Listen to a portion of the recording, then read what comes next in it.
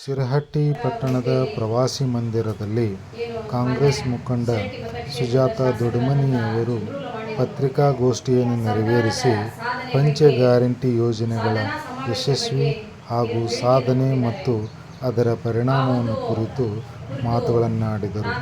ಜೊತೆಗೆ ತಾಲೂಕಿನಲ್ಲಿ ಜರುಗಿದ ನೋಂದಣಿ ಕಾರ್ಯಗಳ ಒಂದು ವಿಚಾರದಲ್ಲಿ ಜರುಗಿದ ಒಂದು ಘಟನೆಯ ಕುರಿತು ಫಕ್ಕೀರೇಶ್ ನಡುವಿನಮನೆಯವರು ಮಾತನಾಡಿದರು. ನಮ್ಮ ಸರ್ಕಾರಕ್ಕೆ ಆಶೀರ್ವಾದ ಇದೆ ಅನ್ನೋದನ್ನ ನೀವು ಅಲ್ಲಿ ಜನರು ಸೇರಿದ ಜನರ ಸಮೂಹವನ್ನು ನೋಡಿ ನೀವು ತಿಳ್ಕೋಬಹುದು. ಕಾಂಗ್ರೆಸ್ ಸರ್ಕಾರದ ಪರವಾಗಿ ಜನ ಯಾವ ರೀತಿ ಇದ್ದಾರೆ ಅನ್ನೋದನ್ನ ನೀವು ಅದನ್ನ ನೋಡೇ ತಿಳ್ಕೋಬೇಕಂತ ಹೇಳಿ ನಾನು ಅವ್ರಿಗೆ ಹೇಳಕ್ ಇಷ್ಟಪಡ್ತೀನಿ. ಕಾಂಗ್ರೆಸ್ ಮಾಡಿದಂಥ ಗ್ಯಾರಂಟಿಗಳ ಬಗ್ಗೆ ಅವರೇನು ಮಾತನಾಡಿದ್ದಾರೆ. ನಿಜವಾಗ್ಲೂ ಪಕ್ಷ ಯಾವುದೇ ಇರಲಿ, ಆದ್ರೆ ಅದನ್ನ ಜನರ ಪರವಾಗಿ ಮಾಡುವಂತ ಕೆಲಸಗಳನ್ನ ಯಾವ ರೀತಿ ಕೆಲಸಗಳು ಜನರಿಗೆ ಮುಟ್ತಾ ಇವೆ, ಜನರು ಅದರಿಂದ ಆರ್ಥಿಕ ಪರಿಸ್ಥಿತಿ ಎಷ್ಟು ಸುಧಾರಣೆ ಆಗಿದೆ ಅನ್ನೋದನ್ನ ನೋಡ್ಕೊಂಡು ಮಾತಾಡ್ಬೇಕು ಅಂತ ಹೇಳಿ ನಾನು ಹೇಳಕ್ ಇಷ್ಟಪಡ್ತೀನಿ. ಯಾಕಂತ ಹೇಳಿದ್ರೆ ಗ್ಯಾರಂಟಿಗಳ ಬಗ್ಗೆ ಹೇಳೋದಾದ್ರೆ ಶಕ್ತಿ ಯೋಜನೆ ಬಗ್ಗೆ ಹೇಳಿದ್ರು. ಶಕ್ತಿ ಯೋಜನೆ ಬಗ್ಗೆ ಎಷ್ಟು ಖುಷಿ ಪಡ್ತಾ ಇದ್ದಾರೆ ಅಂತ ಹೇಳಿದ್ರೆ ಮಹಿಳೆಯರು, ಎಷ್ಟೋ ಜನರು ಎಷ್ಟೋ ದೇವಸ್ಥಾನಗಳಲ್ಲಿ ಹೋಗಿ ನಮ್ಮ ಮಾನ್ಯ ಮುಖ್ಯಮಂತ್ರಿಗಳ ಅವರ ಹೆಸರಿನ ಮೇಲೆ, ಮಾನ್ಯ ಉಪಮುಖ್ಯಮಂತ್ರಿಗಳ ಹೆಸರಿನ ಮೇಲೆ, ಸಚಿವರ ಮೇಲೆ, AICC ಅಧ್ಯಕ್ಷರ ಮೇಲೆ, ಸೋನಿಯಾ ಗಾಂಧಿ ಅವರ ಮೇಲೆ ಪೂಜೆಗಳನ್ನ ಮಾಡ್ತಾ ಇದ್ದಾರೆ. ಯಾಕಂತ ಹೇಳಿದ್ರ ಎಷ್ಟೋ ವರ್ಷದ ಕನಸಿರ್ತತಿ ಒಂದ್ ಯಾವ್ದಾರ ದೇವಸ್ಥಾನವನ್ನ ನೋಡ್ಬೇಕು ಹೆಣ್ಮಕ್ಳು ಅಂತ ಹೇಳಿದ್ರ ಮಕ್ಕಳಾಗ ಕರ್ಕೊಂಡು ಹೋಗ್ಬೇಕು, ಅಥವಾ ದುಡ್ಡ ದಿನ ಕೊಡೋದಿಲ್ಲ, ನಮಗ್ ಕೊಡಕ್ ಆಗಂಗಿಲ್ಲ. ನುಡದಂತೆ ಹೇಳೋದು ಒಂದು ಮಾಡೋದು ಒಂದು ಇವ್ರು ಸರ್ಕಾರ ಹೇಳ್ತಾ ಇದಾರಲ್ಲ. ನಾವೇನಾದ್ರೂ ನುಡದಂತೆ ನಡೆದಿದ್ದು ಯಾವ್ದಾರ ಇದ್ರೆ ಅದಕ್ಕೆ ಕಾಂಗ್ರೆಸ್ ಸರ್ಕಾರ ಮಾತ್ರ ಅನ್ನೋದನ್ನ ನೀವು ಮರಿಬಾರ್ದು.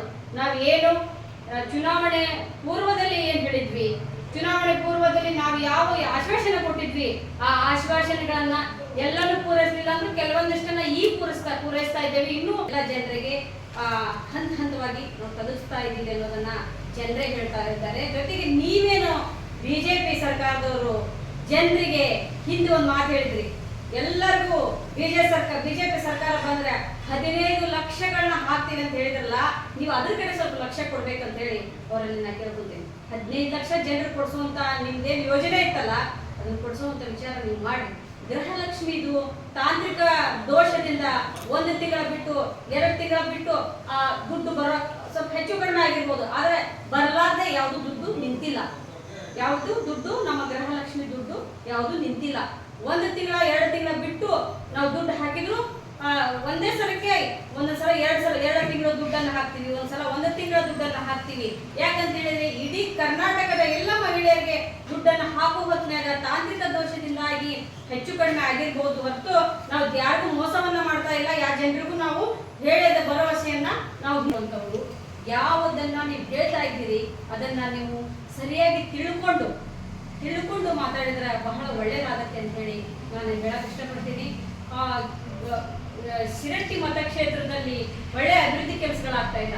ಒಳ್ಳೆ ಅಭಿವೃದ್ಧಿ ಕೆಲಸ ಕಡೆ ಯಾವ್ದು ರೀತಿ ಅಂತ ಹೇಳಿದ್ರೆ ಈಗ ಆಫೀಸರ್ಸ್ ಅವರು ಪ್ರಾಮಾಣಿಕವಾಗಿ ಕೆಲಸ ಮಾಡ್ತಾ ಇದ್ದಾರೆ. ಅದಕ್ಕೆ ನಾವು ಕೂಡ ಸಹಕಾರವನ್ನ ಕೊಡಬೇಕು. ಸಹಕಾರ ಕೊಡೋದನ್ನ ಬಿಟ್ಟು ನಾವು ಆಫೀಸರ್ಸ್ಗೆ ನೀವು ವಿನಾಕಾರಣ ಅವ್ರಿಗೆ ದೋಷಣೆಯನ್ನು ಮಾಡಿದಾಗ ನಿಜವಾಗ್ಲೂ ಶಿರಟ್ಟಿ ಮತಕ್ಷೇತ್ರದಲ್ಲಿ ಆಫೀಸರ್ಸ್ ತಾವೇ ಟ್ರಾನ್ಸ್ಫರ್ ಮಾಡ್ಕೊಂಡು ಹೋಗ್ತಾ ಇದ್ದಾರೆ.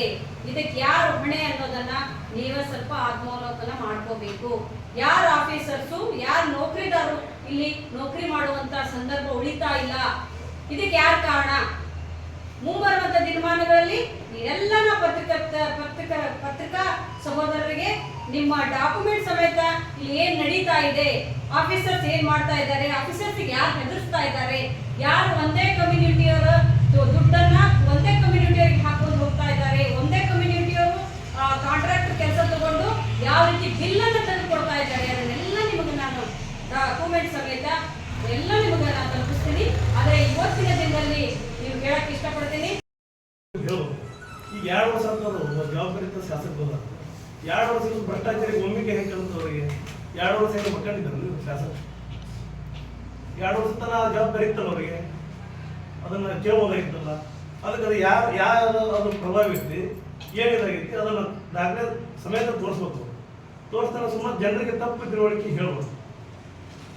ಏನದು ಅದು ಏನಾರು ಇತ್ತಂದ್ರೆ ಅದಕ್ಕೆ ಏನಾಯ್ತು ಬೇಕು ನಾವು ದಾಖಲೆ ನಾವು ಕೊಡ್ತೀವಿ.